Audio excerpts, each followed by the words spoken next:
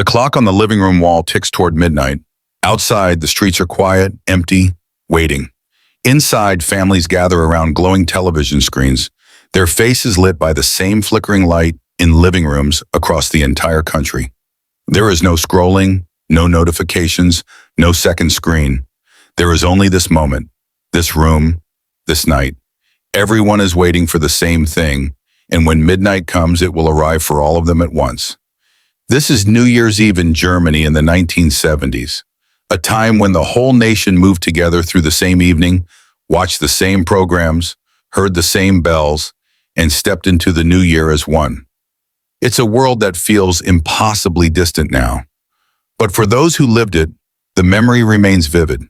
The smell of raclette cheese melting on small pans, the sound of a cork popping from a bottle of sect, the way everyone fell silent when the television announcer's voice grew serious, signaling that midnight was near. These were the rituals of Sylvester, and they were shared by millions. The day itself begins slowly. December 31st in the 1970s is not a day of preparation in the modern sense. There are no last-minute grocery runs to packed supermarkets, no online orders arriving at the door. Most shops close early, some don't open at all. The work of the holiday season is already done. The tree is up, the decorations are in place, the food has been purchased days before. Now, the day unfolds in a kind of suspended time, the hours between Christmas and the New Year, when the world feels softer, quieter, as if holding its breath. Children wake late, still wearing pajamas well into the afternoon. They play with gifts received just days earlier, build things, read, or simply wander through rooms warmed by radiators and the faint smell of coffee brewing in the kitchen. Parents move slowly too, lingering over breakfast, reading the newspaper, perhaps taking a short walk through streets where few cars pass and neighbors wave from doorways. There is nowhere urgent to be. The day belongs to waiting. By late afternoon, the atmosphere shifts. The light outside begins to fade, and with it comes the sense that something is beginning. Families gather in the kitchen. The evening meal on Silvester is not formal, not a seated dinner with courses and ceremony. It is raclette or fondue or a simple spread of cold cuts, cheeses, bread, pickles. The idea is to eat slowly, together, over hours, letting the evening stretch out. Small burners are set on the table. Cheese melts in tiny pans. Meat sizzles on a grill.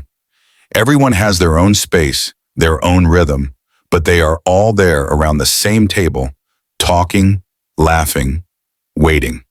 The television is already on. It has been on since late afternoon, a constant companion to the evening. In the 1970s, there are only a few channels. Depending on where you live in Germany, you might have access to ARD, ZDF, and perhaps one or two regional stations. That's it. There is no cable, no satellite, no streaming. What's on television is what everyone watches, because there is no alternative. And on Silvester, the programming is the same in every home. Variety shows, comedy sketches, musical performances. The same faces appear year after year. Rudi Carell, perhaps, or Peter Frankenfeld. There are orchestras playing waltzes, singers performing operettas, comedians delivering carefully rehearsed routines that families watch together, laughing at jokes they've heard before. The shows are predictable, comforting, part of the ritual.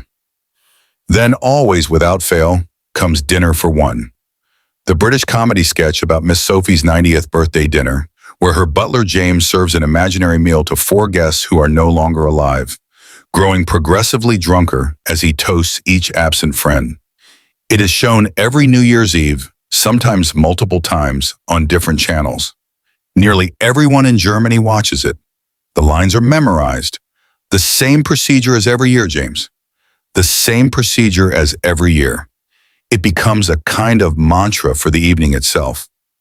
There is something profound in this shared experience. Millions of people in apartments and houses from Hamburg to Munich, from Cologne to Dresden, are watching the exact same thing at the exact same time. They are laughing at the same jokes, humming along to the same songs, waiting through the same moments. There is no ability to pause, to rewind, to choose something else. The evening unfolds at its own pace and everyone moves with it. As the hours pass, the energy in the living room builds. Children are allowed to stay up late, a rare privilege. They grow restless, excited, asking again and again what time it is. Adults refill glasses, clear away plates, settle deeper into sofas and chairs. The television continues its parade of entertainment, but now people are only half watching. Attention drifts to the clock, to the windows, to the sense that something is approaching. Around 11, preparations begin. Coats are pulled from closets, scarves are wrapped, shoes are laced. Some families will go outside at midnight. Others will stay in, but everyone knows the moment is near. Bottles of sect are opened, champagne glasses are lined up on tables. In some homes, there is Berliner, jelly-filled donuts dusted with powdered sugar, a traditional treat for the occasion. In others, there is simply more cheese, more bread, more wine. The television shifts its tone. The variety shows end, replaced by live broadcasts from city centers, concert halls, public squares.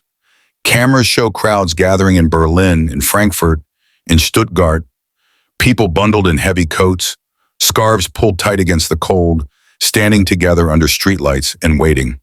The camera lingers on faces, on families, on couples holding hands. Everyone is waiting for the same thing. Then, a few minutes before midnight, the broadcast changes again. The screen shows a clock, large and clear, counting down the final moments of the year. Some channels broadcast from the Brandenburg Gate, others resume television studios, but the image is always the same. A clock, time visible and undeniable, moving forward. The living rooms across Germany fall silent. Children press close to parents. Adults stand, glasses in hand, eyes on the screen. The clock ticks. 50 seconds, 40, 30. The tension is almost unbearable. A collective holding of breath. 20 seconds. Outside, the first early fireworks begin, impatient bursts of light and sound in the darkness. 10 seconds. The countdown begins, spoken aloud by announcers and echoed by millions of voices in millions of homes. Zehn, neun, acht, sieben, sechs, fünf, vier, drei, zwei, eins, null.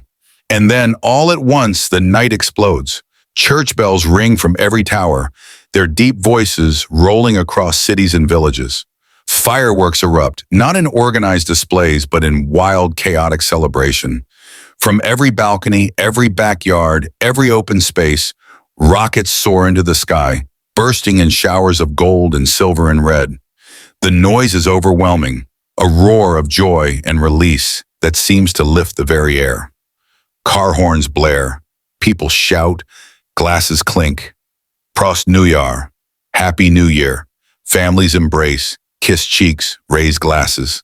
Some step outside immediately, rushing into streets, suddenly filled with neighbors they haven't spoken to in months. Everyone shaking hands, wishing each other health and happiness. Others stay inside a moment longer, watching the fireworks through windows, feeling the vibrations of distant explosions, letting the moment settle.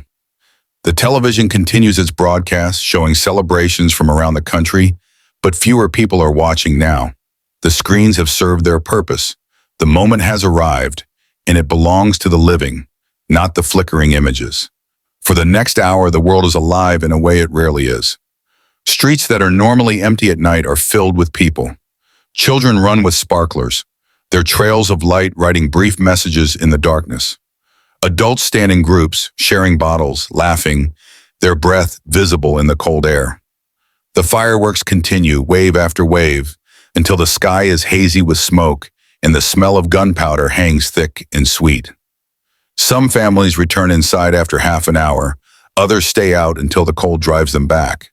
The television is still on, now showing more subdued programming, New Year's concerts, reflections on the year past. But most people are not paying attention.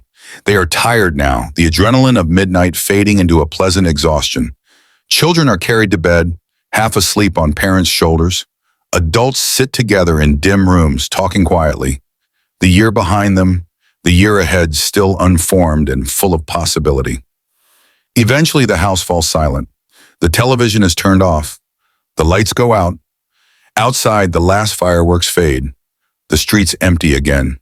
The new year has begun, and it has begun for everyone, all at once. This was Sylvester in the 1970s.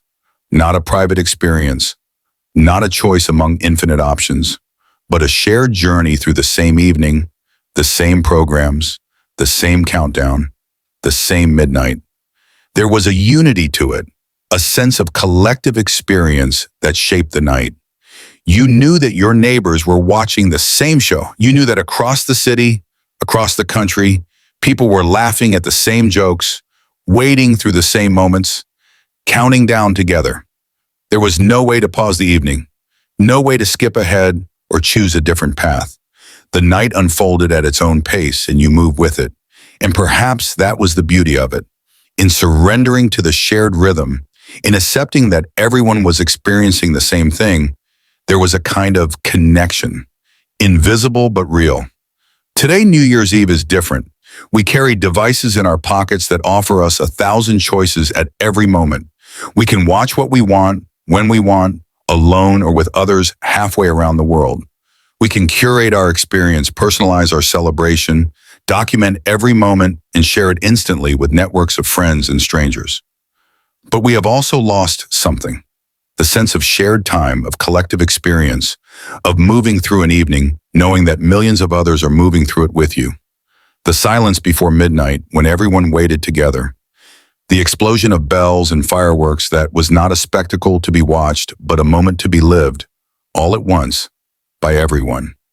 Perhaps that is what those who remember the 1970s carry with them. Not nostalgia for the technology or the shows or even the fireworks, but the memory of that feeling. The feeling of waiting together, of experiencing the same moment at the same time, of knowing, without seeing, that across darkened streets in distant cities, millions of others were doing exactly what you were doing, feeling exactly what you were feeling. The clock struck midnight, and the whole country moved into the new year as one. That world is gone now. The clocks still strike midnight. The fireworks still explode. The new year still arrives. But we arrive at it separately now, each in our own way, on our own screens, in our own curated moment.